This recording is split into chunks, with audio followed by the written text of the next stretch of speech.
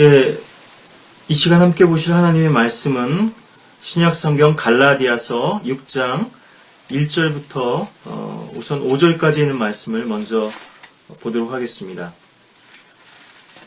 갈라디아서 6장 1절부터 5절까지 있는 말씀. 형제들아, 어떤 사람이 무슨 잘못을 범하였으면 영적인 너희는 온유의 영으로 그런 자를 바로잡고 내 자신을 돌아보아 너도 시험을 받지 아니하도록 하라. 너희는 서로의 짐을 지라. 그리하여 그리스도의 법을 이루라. 만일 어떤 사람이 아무것도 아니면서 무언가 되는 줄로 생각하면 그 사람은 자신을 속이는 것이라. 각 사람은 자신의 일을 살피라. 그리하면 자기 혼자에게만 자랑할 것이 있게 되고 다른 사람에게는 없으리라. 각 사람은 자기 자신의 짐을 질 것이니라. 예, 이 시간에는 우리가 신약교회의 실행 원리라고 하는 제목으로 하나님의 말씀을 같이 상고하기를 원합니다. 우리가 어떤 본문을 정해서 하나님의 말씀을 전하는 그러한 설교를 우리가 본문 설교라고 하고요. 또 어떤 주제에 따라서 성경 그 여러 구절들을 이제 사용해서 말씀을 전하는 것을 우리가 타피컬 설문, 그래서 주제 설교 또는 뭐 제목 설교 이렇게 얘기를 하는데요. 뭐 대표적으로는 이렇게 두 가지로 이제 설교 형식을 이야기합니다만, 저는 사실은 어떤 형식 없이 무형식의 설교를 지금 하고 있는데요.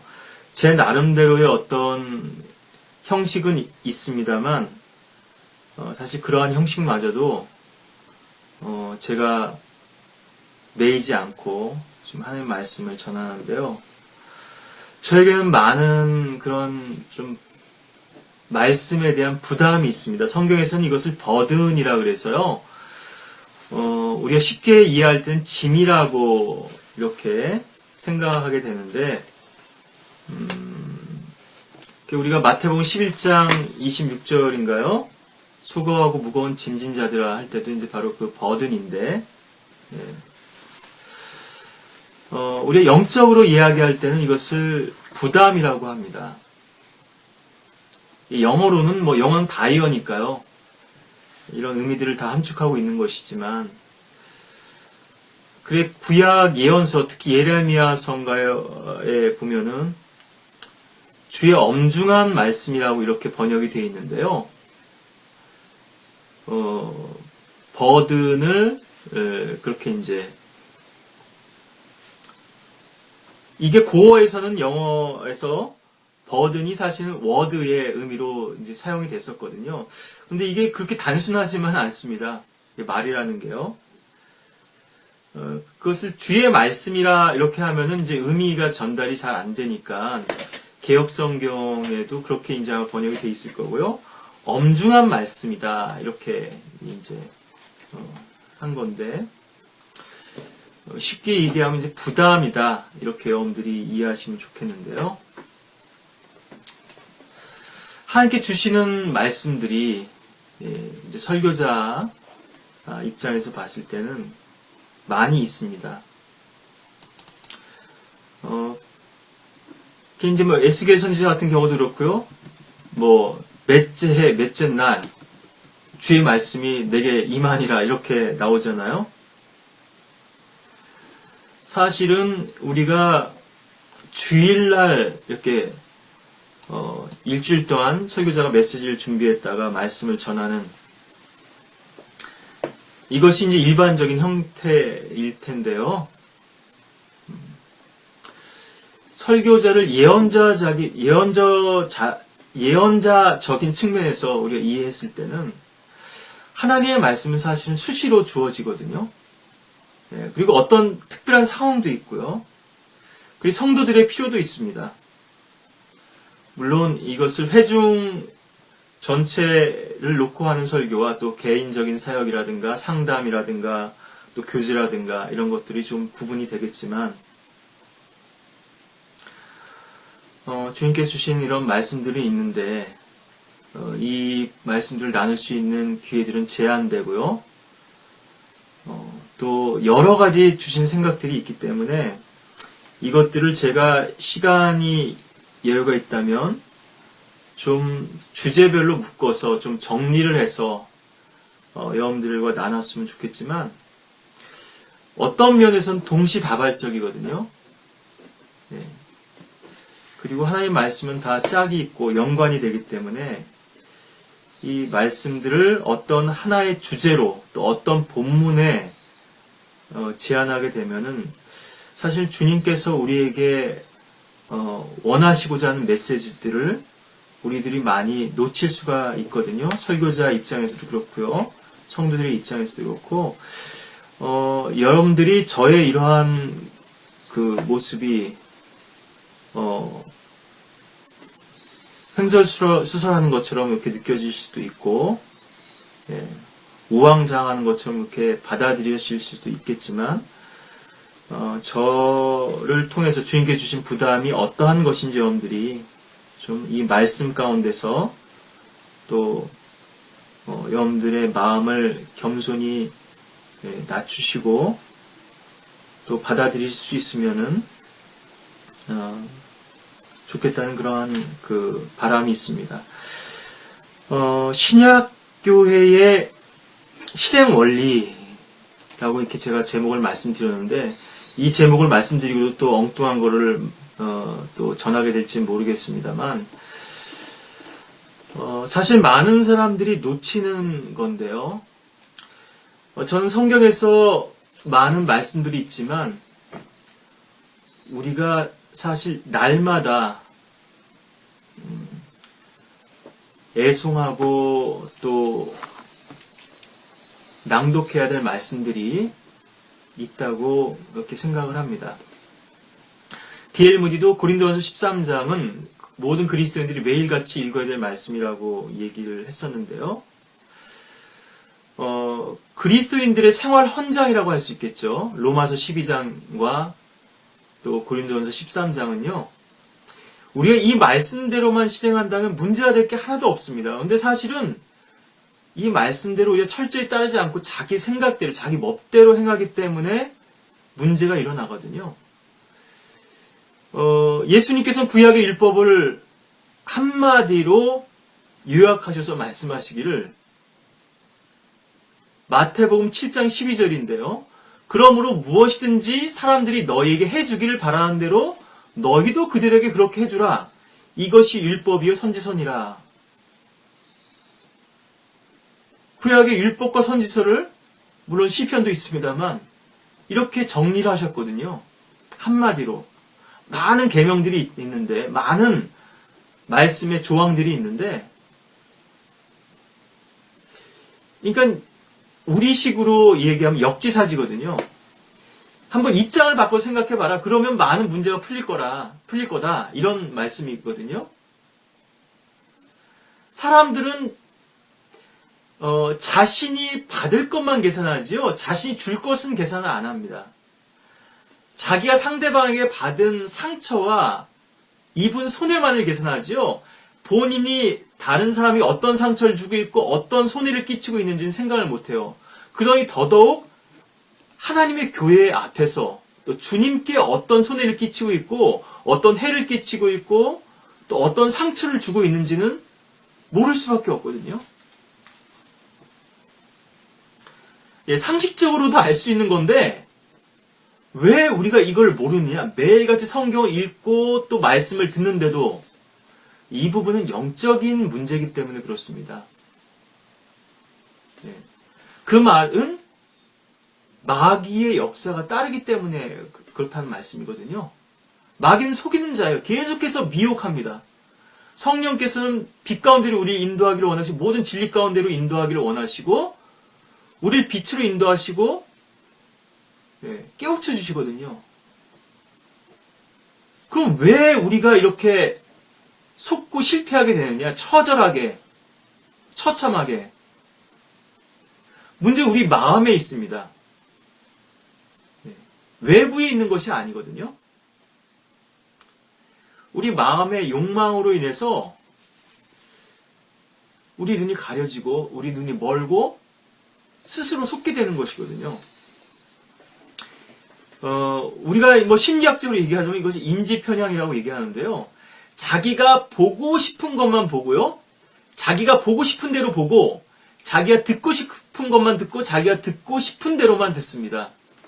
이것이 인간의 취약성이에요. 그런데 이것이 영적인 영역에 들어오게 되면 더 심각하게 되거든요, 이 문제가. 그래서 어떤 사람들은 귀가 막혀 있습니다. 듣지를 못해요. 그래서 성경에서는 귀 있는 자는 들을지어다라고 말씀해요. 귀 안 달고 있는 사람 없잖아요. 사실 우리는 말씀을 귀로 듣는 게 아닙니다. 마음으로 듣는 거거든요. 우리가 눈으로 바라보는 것도요. 바라보는 것이 눈으로 보는 게 아니에요. 마음으로 보는 거예요. 그래서 신미안이라고도 이렇게 얘기하는데 아름다움 볼 수 있는 마음이 없으면 그걸 보지를 못합니다. 누구나 볼 수 있는 것도 어떤 사람은 지나치고요. 네. 사람마다 보는 게 다 다르잖아요. 100이면 100사람 다 다릅니다. 똑같은 코스를 관광하고 왔어도요. 보는 게 저마다 다 달라요. 이거는 옳고 그름의 문제는 아니죠. 다양성의 문제일 수 있는데 영적인 문제에 이것이 직면하게 되면요. 이건 아주 심각해집니다. 왜 어떤 사람은 반드시 보아야 할 것을 못 보고 어떤 사람들은 반드시 들어야 할 것들을 못 듣고 그렇게 얘기를 해주고 여러 차례 들었는데도 어떤 사람들은 그냥 지나치는 것에도 스쳐 지나치는 것에서도 뭔가를 감지하고 깨닫고 느끼는데 이 우리 마음이 완고하기 때문에 굳어져 있기 때문에요. 성경에서는 이것이 마음의 상태를 네 가지로 묘사하시면서 씨 뿌린 자에 비해서 이렇게 말씀하시죠. 이게 돌짝밭의 마음입니다. 씨가 잘 뿌려져요. 돌짝밭은 흙하고 섞여 있거든요. 바위 위라고도 말씀을 하시고요. 길가는 완전히 굳어져 있는 마음의 상태지만요. 돌짝밭에는 돌만 있는 게 아니에요. 또 돌 틈으로 이게 씨앗이 스며들죠. 받아들이긴 잘 받아들입니다. 겉으로 봤을 때 말씀을 잘 들은 것 같아요. 받아들인 것 같아요. 그런데 시험이 오면, 환란이 오면 결국은 실족하게 되는 것이거든요. 이런 사람들은 형식적으로만 말씀을 들은 거고 접한 겁니다.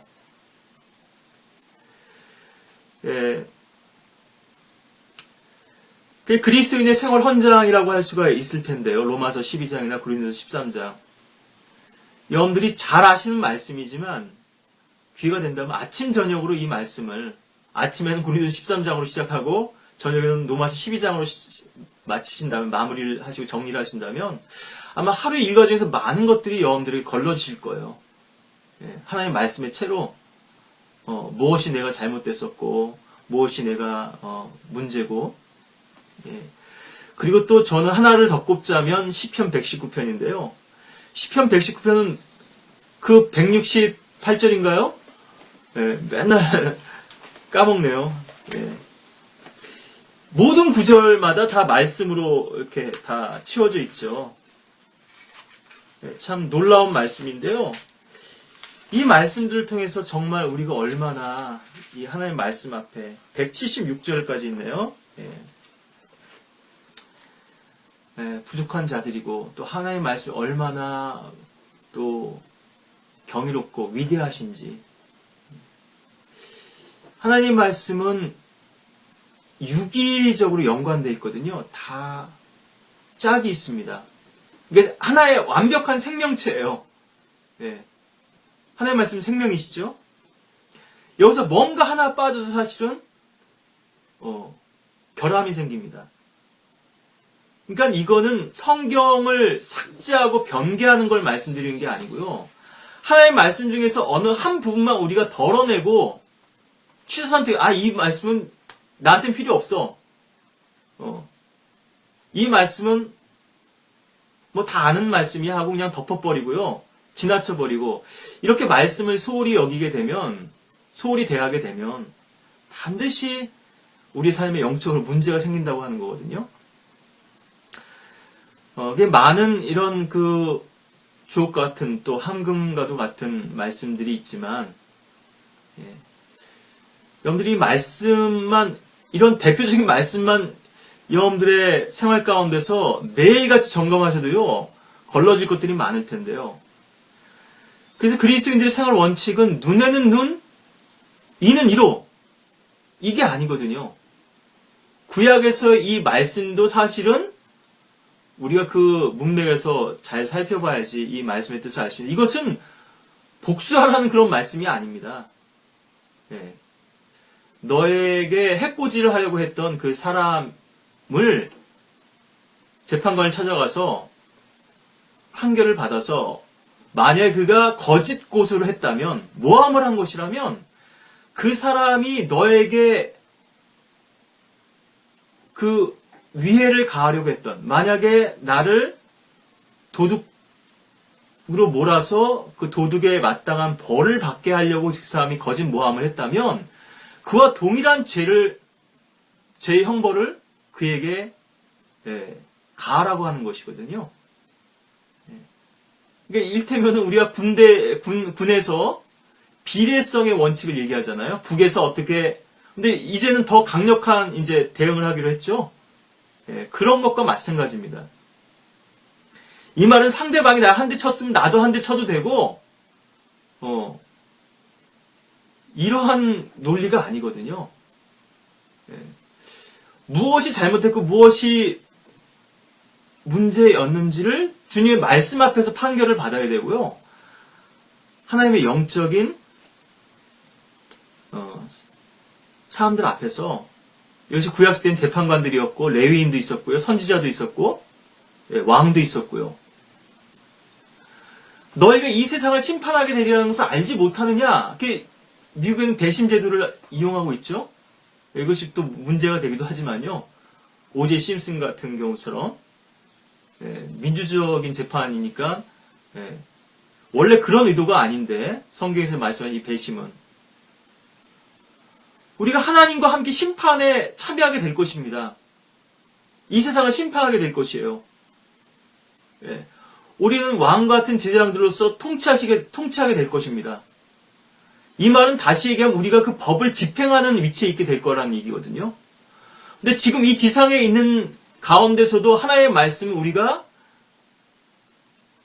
엄중하게 봐야 되지 않고 그것을 그 말씀의 원래의 의미대로 적용하지 못하고 자기 멋대로 해석하고 자의적으로 또 그것을 취사 선택하고 편의적으로 받아들인다면 어떻게 우리가 심판관의, 재판관의 위치에 설 수 있겠느냐는 거죠.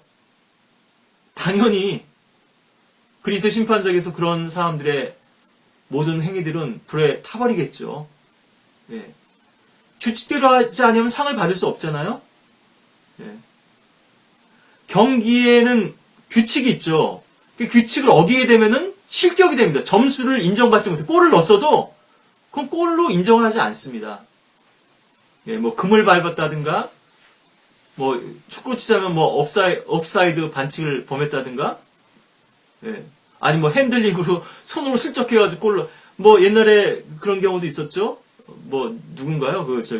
아르헨티나 유명한 축구 선수 있죠. 마라도나인가요? 나중에 비디오 판독을 해보니까는 헤딩으로 골 넣은 줄 알았더니 손으로 슬쩍, 아주 기술도 좋죠. 이 세상에 지나봐 버리면 그만이야. 한번 우승했으면 된 거 아니냐? 그 월드컵 때. 이게 수단 방법을 안 가리는데 하나님께는 그게 안 통합니다. 그 어떤 변명도 통하지 않고요. 하나님 말씀의 매뉴얼에 따라서, 시대의 원칙에 따라서 행할 때에만 그것이 인정받을 수 있거든요.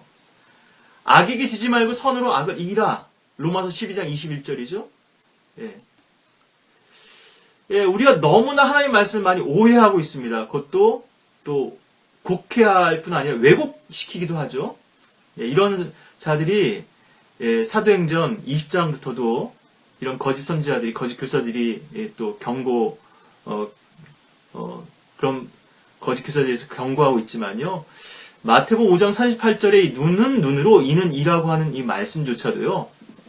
예, 구약의 그런 율법이기도 하지만 우린 지금 사랑의 법으로 행하는 그런 시대에 살고 있지만요. 더 높은 차원의 법이죠. 예, 저급한 법이 아니라. 그런데도 이 낮은 차원의 율법도 우리가 제대로 이해하지를 못하는 것이거든요. 그러니까 유대인들은 하나님의 계명을 쉬 버리고 폐기했다. 너희 전통으로. 이 전통은 하나님 율법에서부터 나온 거거든요. 예, 우리 하나님 말씀을 지키기 위해서 이런 전통들을 실행해야 된다. 이것이 배경이 된 건데 나중에는 이 전통으로 하나님의 말씀을 뒤엎어 버리는 겁니다.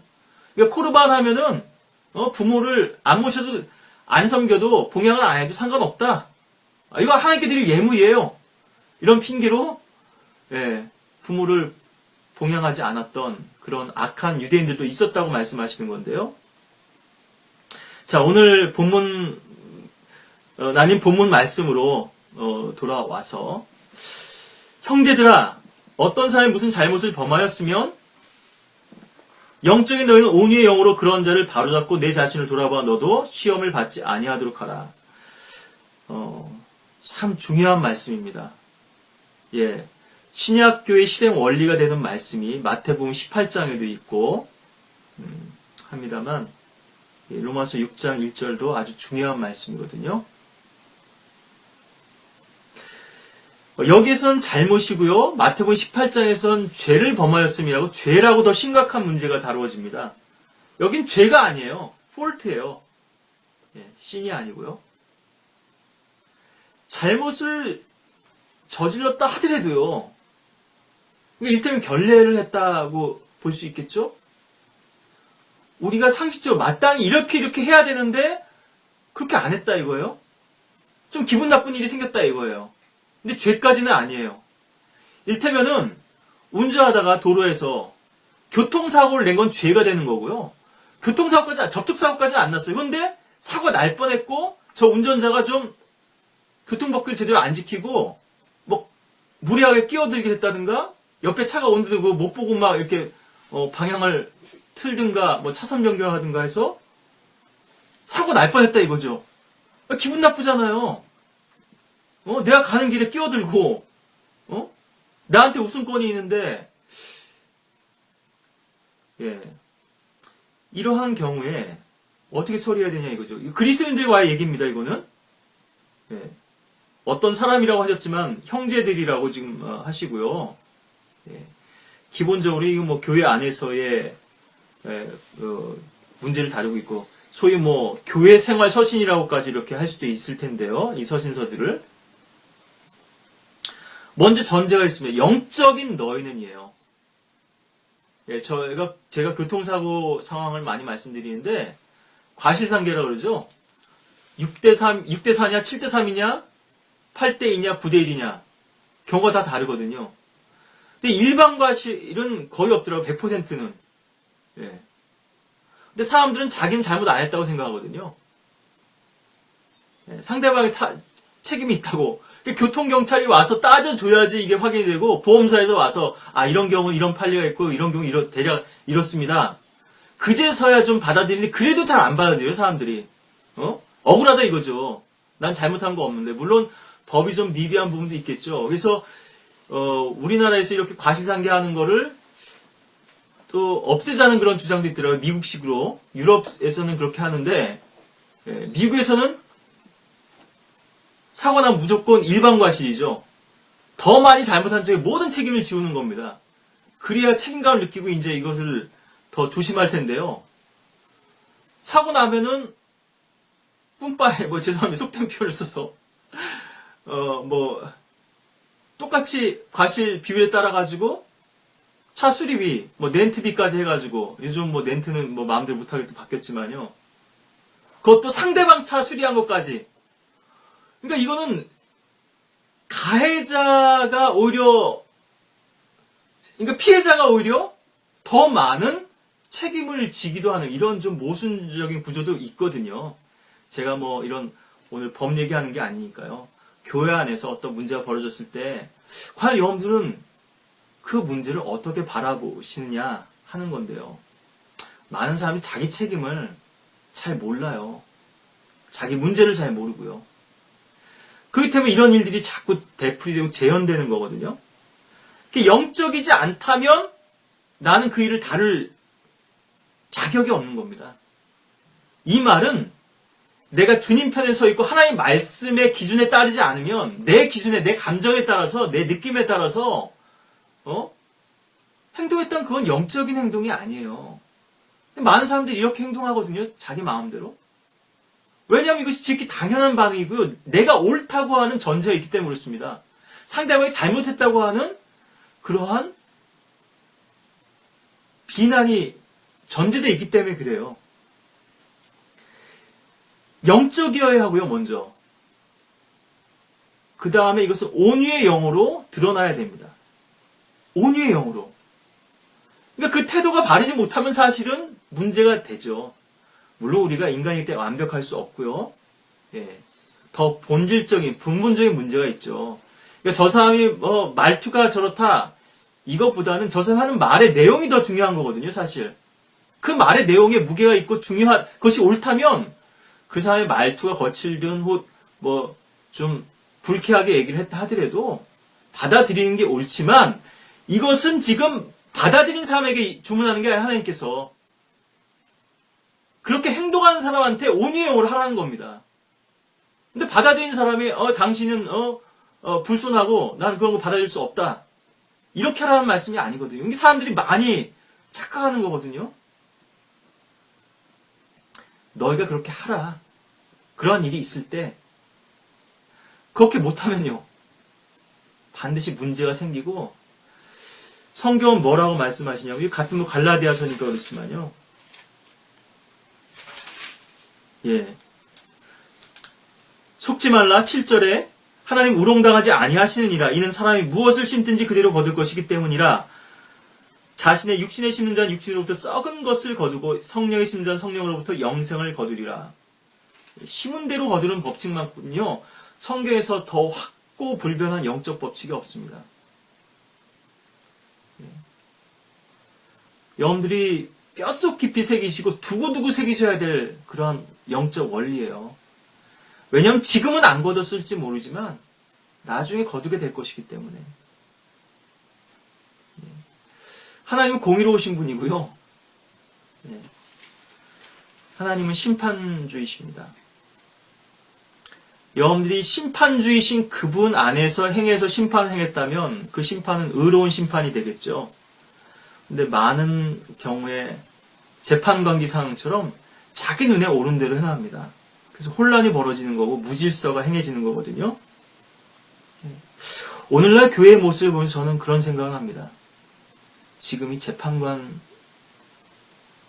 시대가 아닌가, 재판관 상황이 아닐까, 교회 시대에 있어서는. 무질서 혼란. 왕이 없기 때문에, 하나님이 왕이 되시지 못했기 때문에, 하나님 말씀이 왕의 말의 권위로서 역사하지 못하기 때문에 교회 안에서 자기 의견, 자기 생각, 자기 주장만 있고 계속 다툼만 벌어지는 겁니다. 여기에는 형제 사랑도 없고요. 상대방에 대한 배려도 없고 더더욱이나 주님의 영광과 유익은 전혀 고려되지 않습니다. 그러면서 과연 우리가 주님의 종들이고 그리스도인들이고 주님을 사랑한다고 그렇게 말할 수 있을까요? 온유의 영으로 그런 자를 바로잡고 한번 보십시오. 얼마나 하나님의 말씀이 정밀한가. 여기서 한 말씀만 빠져도요. 반드시 사고가 생깁니다. 근데 사람들은 대충 하나님의 말씀을 받아들이거든요. 대충 그 말씀을 실행하고 성경을 믿는 사람들이라고 하는 바이블 빌리버라고 하고 하나님의 말씀을 한 점의 오류 없이 소유하고 붙들고 있다고 하는 사람들조차도요. 얼마나 그 마음속에서 이 말씀을 삭제하고 지워버리고 왜곡하는지 몰라요. 그래서 이 성경 보존의 문제는 물론 중요한 문제고요. 성경 번역 문제는. 그렇지만 마귀는 이 기록된 성경을 보존하는 영역에서만 말씀을 변개시키고 역사하는 게 아닙니다. 그 말씀을 받아들이고 우리 마음속에서 우리를 미혹하고 속이고 하나님의 말씀을 제멋대로 가해질하고 재단하고 편집하게 만드는 거거든요. 예. 여러분 자신이 결국 신이 되는 것인데요. 온유의 영으로 그런 자를 바로잡고, 여기 바로잡으라고 하는 건요, 리스토어인데요, 회복시키라는 말입니다. 그러니까 하나님의 말씀의 기준으로 다시 돌아오라는 거거든요. 죄를 행한 것까지는 아니었지만 뭔가 자기 기준에 따라 행한 것이 있었기 때문에 하나님의 말씀의 기준이 무엇인지를 일깨워주는 거예요. 이것이 교제고 권면이고 또 책망입니다. 자기 생각을 버리고 하나님 말씀으로 채워지도록. 근데 자기 자신도 자기 생각으로 가득 차 있는 사람이 어떻게 다른 사람을 말씀으로 채울 수가 있겠어요? 자기 안에 성령으로 채워지지 않은 사람이 어떻게 다른 사람을 성령으로 채울 수 있겠습니까? 내 안에 기름이 충만하고 포도주로 채워져 있어야지만 그것을 다른 사람에게도 채워줄 수 있겠죠. 바로 잡고, 이거 뭐 콜렉션 하라는 게 아니고 교정, 뭐 지금 교정 당국이라 그러잖아요. 뭐 교도소 이런 쪽이요. 법무부. 예. 내 자신을 돌아보아 너도 시험을 받지 아니하도록 하라. 영적이었어요. 온유의 영으로 행했어요. 그런데도 시험을 받고 실족할 수 있습니다. 마귀에게. 마귀의 공격은 쌍방향이에요. 나 혼자만 이런 시험에서부터 자유로운 그런 초월적인 존재가 아닙니다. 시작도 그 과정도 마침도 성령으로 시작해서 성령으로 끝나야 되겠지만요. 시작 전부터도 또 마친 이후에도 마귀의 공격은 끊임없이 일어납니다. 예, 우리 한 구절 더 보실까요? 로마서 12장 17절 18절이 사실은 이 갈라디아서 6장 말씀도 좀 더 봐야 되겠지만요. 성경은 서로의 짐을 지라 그러죠. 근데 내 짐을 먼저 안 진 사람이 다른 사람의 짐을 지어줄 수 있겠어요? 내 문제도 해결 못한 사람이 다른 사람 문제 해결할 수 있겠어요? 그리하여 그리스도의 법을 이루라. 그리스도의 법. 예. 사랑의 법이죠. 아까도 고린도서 13장 말씀드렸죠. 사랑이라고 하는 이 기준 하나만으로 봐도요.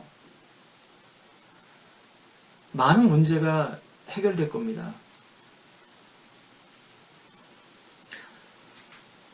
그런데 왜 저마다 사랑한다고 하면서 이게 안 되죠? 왜냐하면 우리의 사랑은 이기적이기 때문에 그렇고요. 편협한 사랑이고 왜곡된 사랑이기 때문에 그렇습니다. 그리스도의 사랑만이 완전하시고요. 그 사랑으로 우리가 채워졌을 때만 우리는 주님의 사랑을 나타내 볼 수 있겠죠. 로마서 12장 17, 18절에서도 보면 여러분들 좀 전에 갈라디아서 말씀 다시 한번 강조드리는데 하나라도 빠뜨리면 안 되거든요. 영적이어야 하고요. 온유의 영으로 해야 하고요. 또 회복시켜야 돼요. 그리고 자신을 돌아봐서 시험받지 않도록. 적어도 4가지가 있거든요. 4가지 단계가. 예, 영적으로 또 온유의 영으로 했는데 바로잡지 못했어요. 그럼 뭔가 또 문제가 있는 거거든요. 내 안에. 주님의 능력으로 역사됐을 때는 회복이 될 텐데 왜 회복이 안 될까? 예, 물론 그 자체로도 영적이 아니었고 온유의 영이 아니었다고 볼 수도 있겠지만요. 하나라도 놓치면 안 된다는 거죠. 우리가 하나님의 말씀이 1.1회까지도 다 믿는 사람들이죠. 철저하게. 영어식으로 하면 표지부터 표지까지 믿는다. 이렇게도 미국 분들은 표현하시는데, 그런데 제멋대로 하나님의 말씀을 거부하는 겁니다. 이게 이제 인간의 악함이죠. 로마서 12장 17, 18절도 보시면요. 아무에게도 악으로 악을 갚지 말고 모든 사람 앞에서 정직한 일을 도모하라. 가능한 한 너희 편에서는 모든 사람과 더불어 화목하게 지내라. 여기 로마서 12장 9절부터는 그리스도 안에서의 관계, 또 17절부터는 그리스도 밖에서의 관계라고 스코필드 성경에서의 소제목은 달려있지만요. 사실은 이걸 그렇게 엄격하게 구분할 수 없고, 이게 원수 맺음이 나오니까는 그걸 그리스도 밖에서라고 했지만 사실은 그리스도 안에서도 이런 원수 관계가 많습니다. 자신의 이해관계에 따라서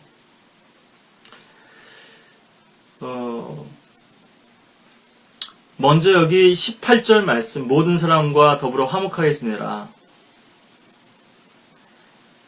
이거는 우리의 선택사항이 아니고요. 성경의 분명한 명령이죠. 해도 그만 안 해도 그만이 아니죠. 내가 진리의 말씀을 올바로 나누어 자신이 하나님 앞에 부끄럽지 않은 일꾼을 인정받도록 공부하라. 이거는 여러분들이 아마 잘 암송하고 또 아주 주입이 잘 돼 있으실 거거든요. 성경을 공부하라는 명령만큼이나 중요한 명령이죠. 세대적 경륜을 잘 이해해요. 말씀을 잘 나누어서 세대를 구분하고 그런 지식을 갖추고 있습니다. 이 시대의 구원 방법은 어떻고 저 시대의 구원 방법은 어떻고. 근데 왜 이 명령은 그 명령보다 덜한 명령일까요? 하나님 말씀은 다 중요한 말씀이거든요. 동일한 비중을 가진 말씀이고요. 우리가 피해갈 수 없는 또 문제입니다. 두 번째로 이 명령은 그 대상이 제한되어 있지 않아요. 모든 사람이라고 말씀하시죠. 물론 여기서 모든이라고 하는 것을 예외 없는 모든을 말씀하시는 건 아닙니다. 성경에서 이 모든이라고 하는 말은요. without exception의 의미로 쓰일 때가 있고요. without distinction의 의미로 구별 없이, 차이 없이 이 사람은 내가 좋아하는 사람이니까 내가 화목하게 지내고 이 사람은 내가 싫어하는 사람이니까 나는 친하게 안 지내고 화목하게 안 지내겠다. 이렇게 해서 안 된다는 말씀이거든요.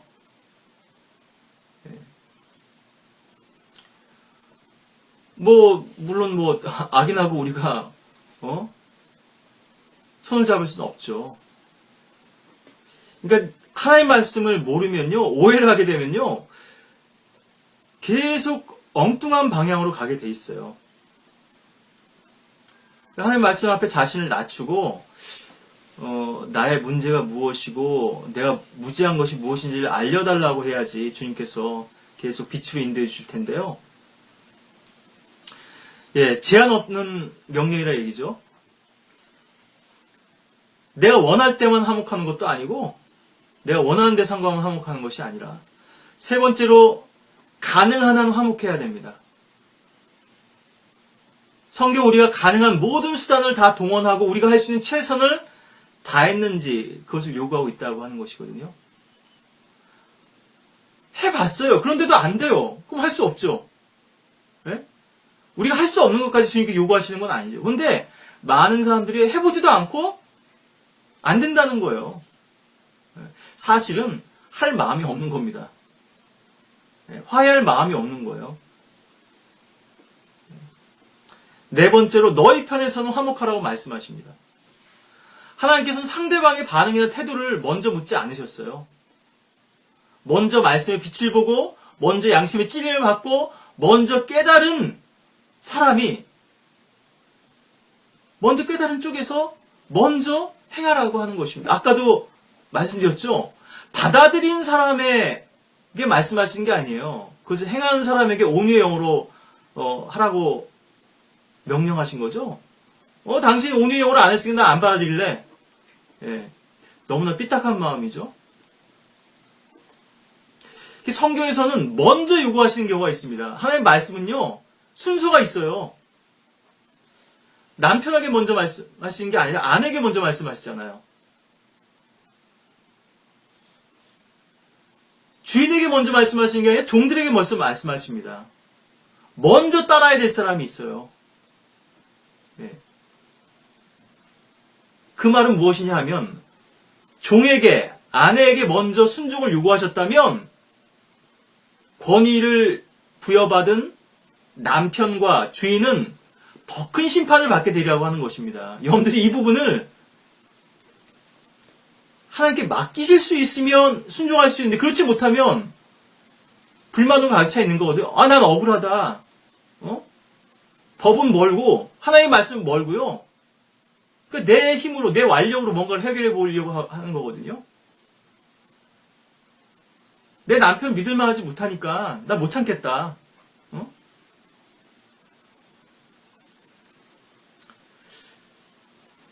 먼저 순종했다면 주님께 그 약속을 붙들고 주장할 권리가 있습니다. 권리라고 하면 그렇지만요. 하나님의 약속을 기대할 수 있어요.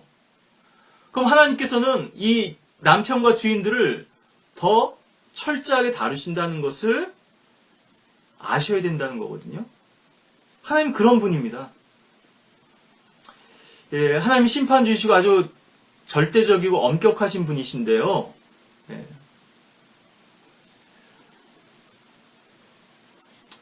사람들마다 요구하시는 기준이 다 다릅니다. 하나님 심판 절대적이지만 그래서 이 심판은 변명할 수 없죠, 결코. 예. 정당하거나 합리할 수 없지만 그 가운데서 또 하나님께서는 사람마다 경우에 따라 다르게 심판하시거든요. 그러니까 이걸 가지고 인간들은 불의하다 그러면 하나님 엄격하다. 예? 그걸 손수건에 쌓아두고서는 하나님은 한 달란트 받은 사람에게는 한 달란트만큼만 요구하신 거예요. 근데 한 달란트를 받았으면서 나는 10달란트 안 받았으니까 이것도 사상시키겠다. 이게 이제 인간들의 불의함이고 악함이거든요. 인간들의 오기고. 과부의 두 렙다는 부자의 절반의 재산보다 더 가치 있게 주님께서 평가하셨잖아요. 이 지상은 심판석이 아닙니다. 심판날이 아니에요. 모든 것이 종결되고 계산된 날이 아니에요. 여러분들의 섬김과 수고가 다 평가된 날이 아닙니다. 하나님께서는 여러분들이 주신 만큼 요구하실 거예요. 그렇지만 여러분들이 많이 주어졌다면 더 많은 걸 요구하실 거란 얘기죠. 이분은 꼭 물질만을 얘기하지 않습니다. 지식만을 얘기하지 않습니다. 여러분들이 가진 환경만을 얘기하지 않습니다. 여러분들에게 더 큰 믿음을 주셨다면, 여러분들이 더 큰 은혜와 사랑을 주셨다면 그만큼 여러분들이 요구하실 거거든요. 특히나 성경을 믿는 사람들에게는 바른 말씀과 바른 교리가 주어져 있기 때문에요. 여러분들은 참 큰 책임을 느끼셔야 돼요. 다른 사람들 몰라서 그랬다고 빠져나갈 구멍이라도 좀 있을지 모르겠습니다. 물론 그마저도 하나님께서 이렇게 만천하에 공개하셨기 때문에요. 네가 찾지 않았기 때문이라고 묻지 않겠습니까? 그런데 그 말씀을 발견했고 붙들었고 사랑한다고 하는 사람들이 그 말씀대로 따르지 않는다면 얼마나 더 큰 심판을 받겠습니까? 예, 너희 편에서는 화목하라고 말씀하셨는데요. 상대방의 태도를 주님께서는 물으신 게 아니에요. 누가복음 12장 47절 48절에서 이렇게 말씀하시는데요. 또 자기 주인의 뜻을 알면서도 준비하지 않았거나 주인의 뜻에 따라 행하지 않은 종은 매를 많이 맞으리라. 반면에 알지 못하고 맞을 짓을 한 자는 매를 적게 맞으리라. 이는 많이 받은 자에게서는 많이 찾게 될 것이요 또 사람들이 많이 맡긴 자에게는 더 많이 달라고 할 것이기 때문이라. 하나님의 심판 절대적이기 때문에 다른 사람과 비교 대상이 아니에요. 예. 그렇지만 하나님께서는 개별적으로 심판하시거든요. 각 사람의 수준에 따라서. 이것이 또 혼동스럽고 혼란스러울 수 있는 사람들이 있는데요. 그러니까 주님과의 관계가 바로 맺혀지지 못한 사람은요, 모든 것이 뒤죽박죽입니다. 다시 얘기하면 이거는 지금 좌표의 원점이 제대로 맞춰지지 못한 거예요. 많은 사람들이 인간들과의 상대적인 키만을 맞추면서요, 이 수평적인 기준은 잘 맞추려고 합니다. 그것도 사실은 엄밀하게는 제대로 못 맞추지만요. 근데 주님과의 수직적인 관계를 계속 놓치는 거예요. 좌표는 X축이고 Y축이 있잖아요. 그래야 원점, 0점이 맞는 건데요. 이게 계속 삐딱해요. 그러니까는 영적 GPS도 틀릴 수밖에 없고, 시작지점과 목적지가 잘못되니까요. 출발지만 잘못돼도 문제일 텐데, 목적지 자체도 잘못 설정돼 있어요. 대부분의 사람들이. 많은 혼란이 여기서 벌어지는데요. 자기에게 문제가 있는 사실을 몰라요, 인간들이. 하나님 말씀 앞에서 자신을 엎드리고 말씀 빛가운데 자신의 문제가 무엇인지를 발견할 수 있어야 되는데 결국 자기 생각으로 가득 차 있고, 이것이 바로 교만인 것이죠. 하나님 심판의 기준은 사람마다 경우에 따라 다 다를 수 있지만 그 심판 자체는 절대적이죠.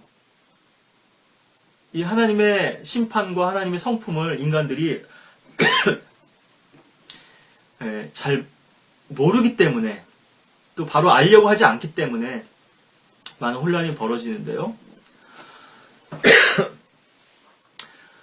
그래서 우리는 하나님 앞에 어떠한 변명도 통할 수 없습니다. 다만 우리 잘못을 고백하고 회개하며 용서와 자비를 구하고 은혜를 구할 뿐이죠. 자신의 죄와 실수를 정당화하거나 합리화할 수는 없는 것이거든요. 요한복음 21장 21절 22절에 보시면 베드로가 그를 보고, 이거는 이제 요한이었죠. 예수님의 품에 기댔던 예수께 말씀드릴 주여 이 사람은 어떻게 되겠나이까? 라고 하니 예수께서 그에게 말씀하시기를 내가 올 때까지 그를 머물게 하고자 한들 그것이 너와 무슨 상관이냐? 너는 나를 따라오라고 하시니라. 좀 마음이 삐뚤어진 사람들이 많거든요.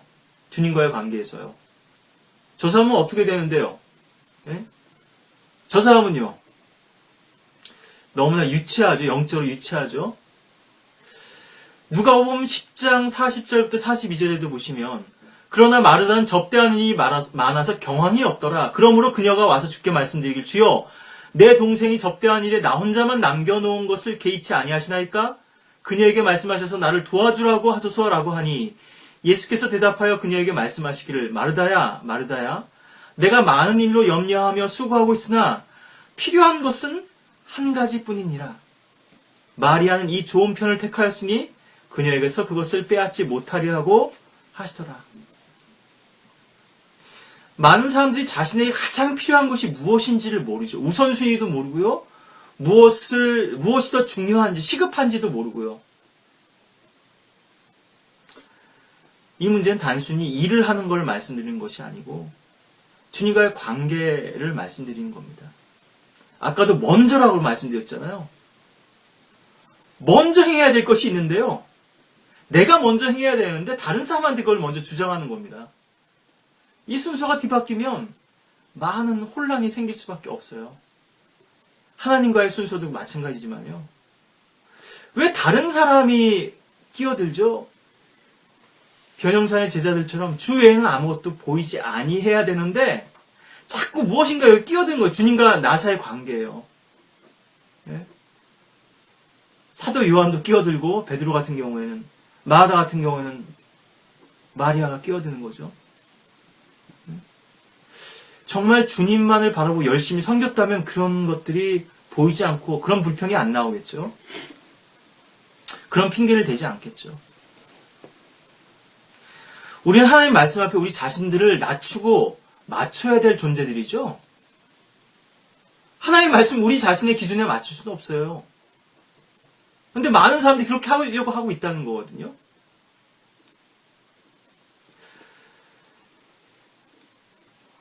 예, 저는 사실은 개인적으로는요,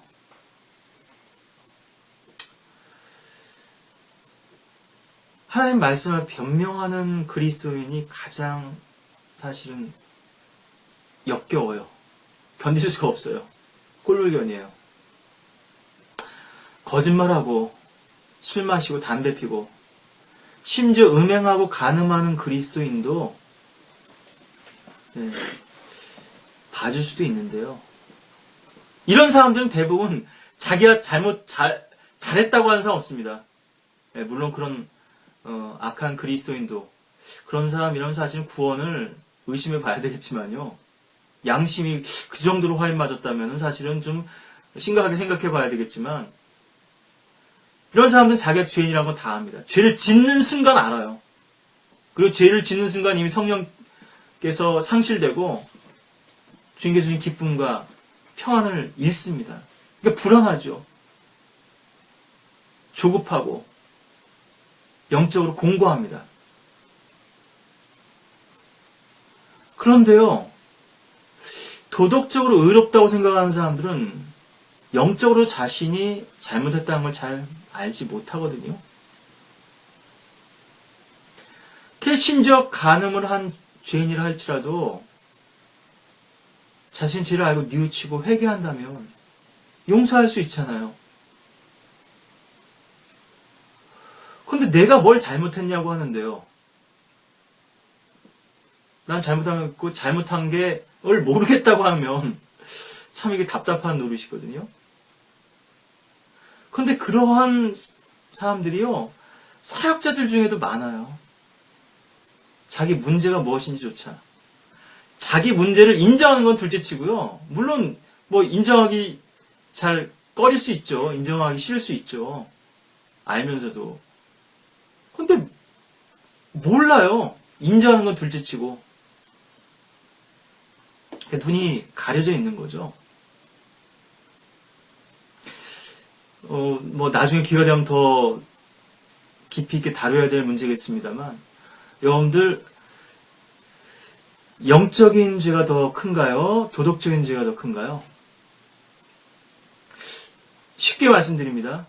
다윗이 간음한 죄가 더 큰가요? 아니면 사울이 아말렉을 진멸하지 않은 죄가 더 큰가요?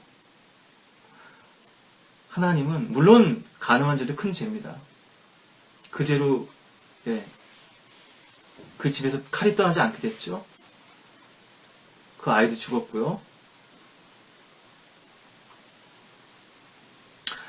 또 다윗이 백성의 수를 계수했는데요. 뭐 겉으로 봤을 때는 뭐 큰 문제되지 않을 것 같은 죄입니다. 그 죄로 인해서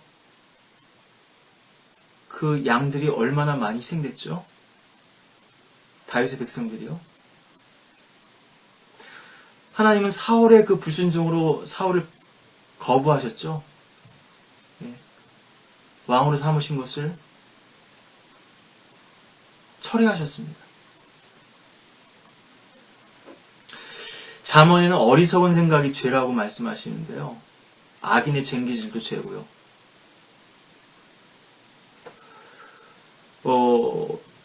이건 영적인 문제거든요. 쟁기질 자체가 문제가 아니잖아요. 그 사람의 마음의 문제인데, 주님과 온전한 관계를 맺지 못한 상태에서 행하는 모든 일들이 사실은 죄가 될 수 있고 문제가 될 수 있다는 것입니다. 네, 알지 못하고라고 아까도 그랬는데요. 알면서 우리가 저지른 잘못들이 많거든요. 그리고 말씀들이 제시가 됐습니다. 여러 차례 제시가 돼요. 근데 그걸 주의하지 않는 거거든요. 이게 사실은 디테일의 섬세함의 문제인데요. 우리가 다른 거는 좀 무뎌도 상관없습니다. 예? 뭐 얼룩 묻은 옷을 입고 다닐 수도 있고요. 세차를 좀 안 하고 다닐 수도 있어요.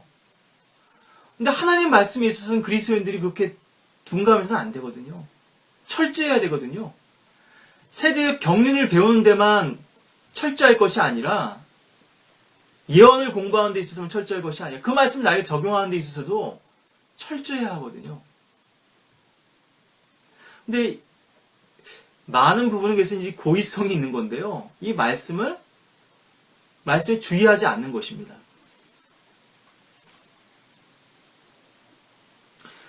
인간들이 자기 생각을 붙들고 변명하는 데는 이유가 있는 다 그것이 이제 교만으로 인한 것이죠. 이 교만이라는 것은 하나님의 말씀 대신에 자신의 생각으로 채워져 있는 상태를 말하는 것입니다. 자기의 자신의 옳음 이런 것들로 마음이 높아져서 하나님의 말씀 앞에 부복하지 않는 것이에요. 예, 마태복음 18장 15절 17절에 보시면 또 내 형제가 내게 죄를 짓거든 가서 너와 그 사람만 있을 때입니다. 그에게 그의 잘못을 일러주라.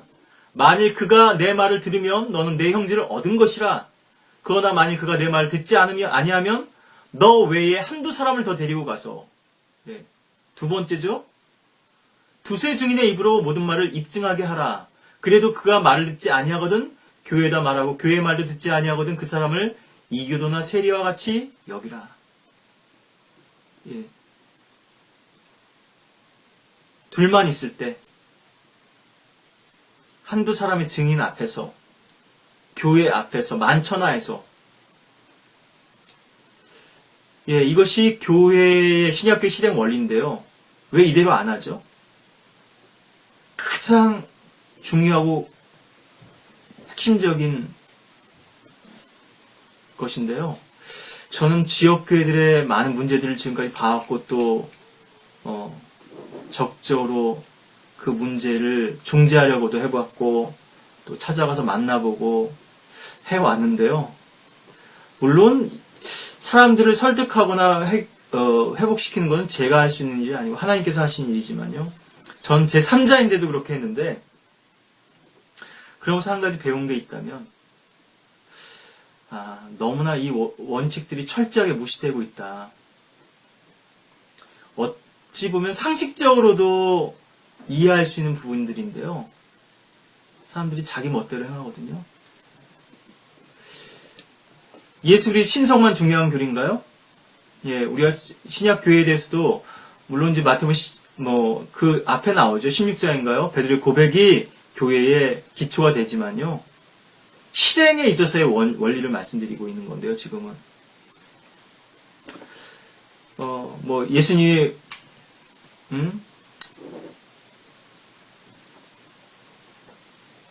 그의 성도들이 환난 전에 들림받는다. 이 교리도 중요하죠. 근데 앞으로 되어질 일들이기 때문에 이 예언들은요. 우리가 어떻게 믿고 가르치냐에 상관없이 그대로 이루어질 것입니다.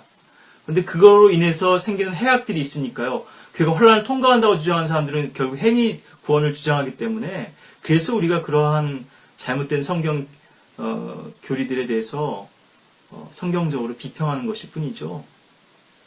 그런데 이 실행적인 교리는요. 제가 실질적인 교리와 이론적인 교리가 있다 이렇게 말씀을 드리지만 여러분들 현재 실생활과 관련이 있습니다. 여러분들 상급과 관련이 있어요. 예, 물론 여러분들이 재림을 소망하지 않게 되면은 주님을 섬기는 것들이 소홀해질 거고 상을 잃게 될 수 있겠죠. 그렇지만 그보다 더 치명적인 것들은 바로 내가 주님의 사랑의 법에 따라 행하지 않고 십자가의 도에 따라 행하지 않고 실제적인 실행적인 이런 하나님의 말씀들을 내가 거부할 때 생기는 거거든요. 진실로 내가 너에게 말하노니 무엇인지 너희가 땅에서 묶으면 하늘에서도 묶일 것이요 또 무엇인지 너희가 땅에서 풀면 하늘에서도 풀어지리라. 다시 내가 너에게 말하노니 만일 너희 중에 두 사람이 무엇이든지 구할 것을 땅에서 합심하면 하늘에 계신 내 아버지께서 그들에게 이루어 주실 것이라. 마태복음 18장 18, 19절이었고요. 20절에서는 두세 사람이 내 이름으로 함께 모이는 곳에는 나도 그들 가운데 있느니라. 이것이 신약교회의 최소 기준 아니겠습니까? 그런데 기도한다고 하는데 뭘 기도하는 거죠?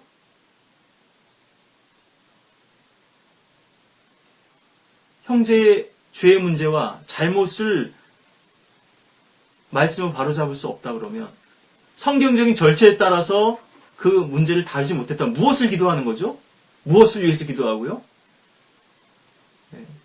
그런 건 다 자기 변명과 넋두리일 뿐입니다. 하나님 말씀 순종하지 않고 형제를 사랑한다고, 저 형제를 회복시켜달라고, 화해하게 해달라고, 자기 편에서는 단단한 빗장을 걸어 잠그고 있으면서요. 우리가 땅에서 묶으면 하늘에서도 묶고, 또 땅에서 풀면 하늘에서 풀신다고 말씀하셨는데요. 그렇기 때문에 이 교회적인 일들은 중요한 거죠. 그래서 어떤 형제와 교제를 하고 안 하고를 떠나서 교회적으로 어떤 교회와 교제가 되고 안 되고, 이건 상당히 심각한 문제거든요. 제가 우리의 기도가 무의미할 때가 있다고도 말씀드렸는데요. 하나님께서 그 사람을 멸망시키고 정하셨어요. 그런데 우리가 그 형제를 구해달라고 기도한 것이 무슨 의미가 있을까요? 그게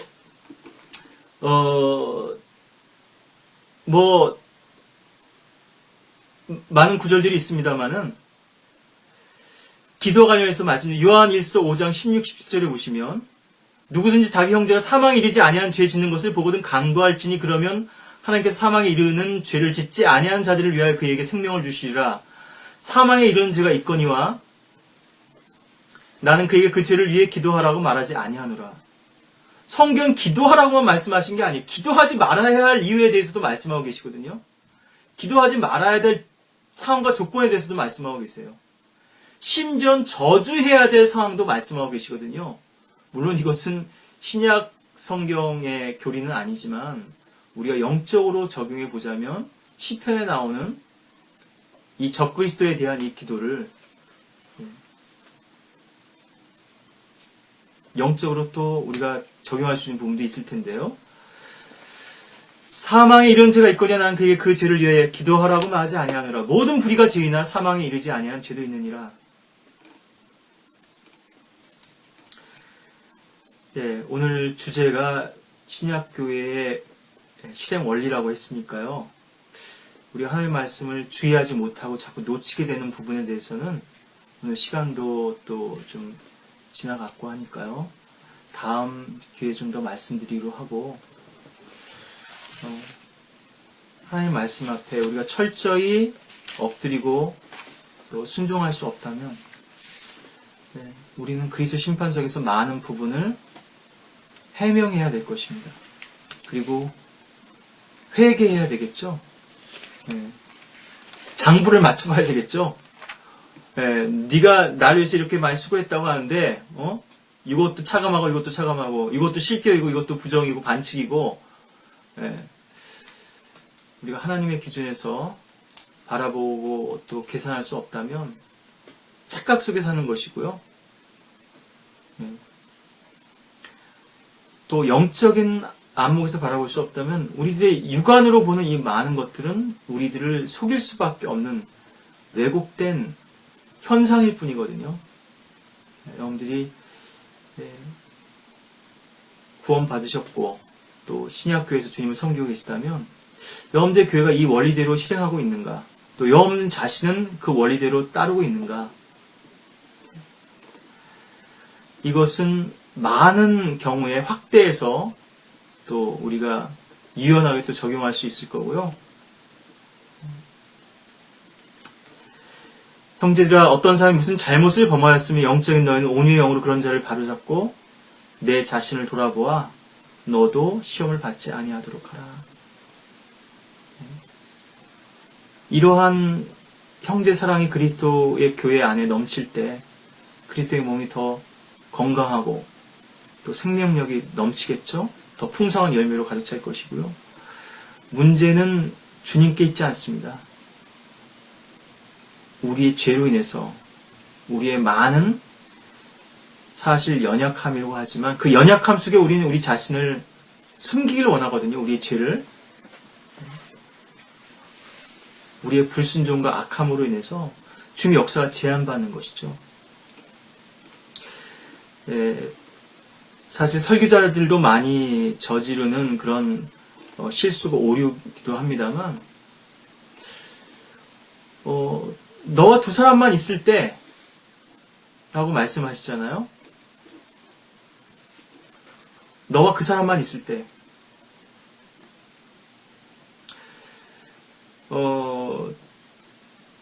설교할 것을 교제로 얘기하고 상담으로 얘기하고 해도 크게 문제되지 않을 수 있어요. 근데 상담하고 개인적으로 권면하고 책망해야 될 것을 설교로 먼저 해버리면 그건 문제가 되거든요. 네. 그 사람과 직접 해결해야 될 문제가 있는데 그걸 안 하고 그냥 일방적으로 설교도 되고 그냥 쏟아내 버리는 겁니다. 답답하니까도 그렇겠지만요. 상대방의 그런 태도나 반응이.